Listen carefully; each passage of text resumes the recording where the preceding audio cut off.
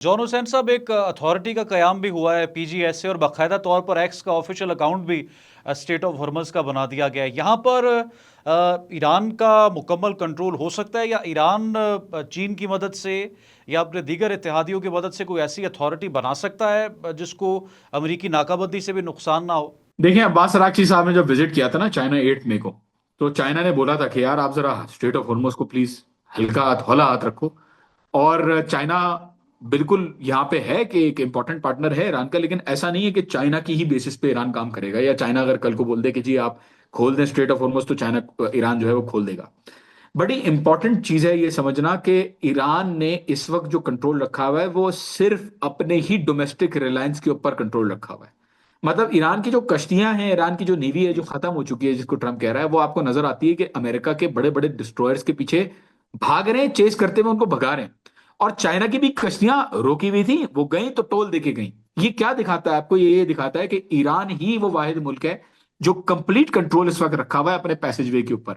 ये जो एरिया जाता है, सबसे पहले तो ये जो एरिया है, ये ईरान और ओमान के बीच में आता है, ये जो चोक पॉइंट है। फिर ये international law of the seas के ऊपर जो बात होती है ना, ईरान रेटिफाई नहीं किया हुआ ईरान ने यूएनसीएलओएस को, United Nation charter of the law of the seas को, जो है ईरान पार्टी नहीं है उसका। फिर ये हाई सीज कंसिडर होता भी, शैलो वाटर्स कंसिडर होता है और एक पैसेज वे के तौर पे कंसिडर होता है। और आर्टिकल 3 चैप्टर 3 के तहत जो है इसके ऊपर बिल्कुल नेविगेशन का जो बात है वो लगती है यूएनसीएलओएस की। लेकिन उसके अंदर भी सेफ पैसेज जो है वो डिसाइड करती है कंट्री अपनी तरफ से।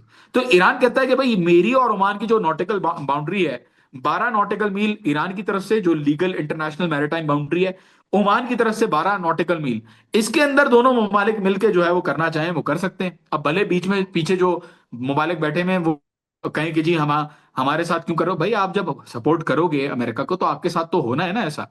तो ईरान इस चीज को बिल्कुल ऑफिशियली लेके एक लीगलाइज फ्रेमवर्क के अंदर इस चीज को आगे लेके जाने वाला है। और इसके अंदर कोई दो राय नहीं है कि चार्ज भी किया जाएगा, और कोई बड़ी अमाउंट नहीं है। $1 पर बैरल ईरान अगर चार्ज कर रहा है, और ये मुल्क इतने मजे से जो है वो अपना तेल बेच भी रहे थे, काफी टाइम तक ईरान की कश्तियां जलाई जा रही थी, तो आई थिंक इसके अंदर कोई गलत बात नहीं है। और ये पर्शियन गल्फ स्टेट अथॉरिटी पे अगर कोई खुश हो ना हो, इंटरनेशनल लॉ राजी हो ना हो, डजेंट मैटर, क्योंकि अमेरिका ने बार बार अटैक करके और ईरान के साथ ये काम करके दिखा दिया है कि इंटरनेशनल लॉ की कोई हैसियत नहीं है। जिसके पास ताकत है वो जो चीज करना चाहता है वो राइटफुली करेगा। तो ये प्रेसिडेंट जो है हम नजर आ गया।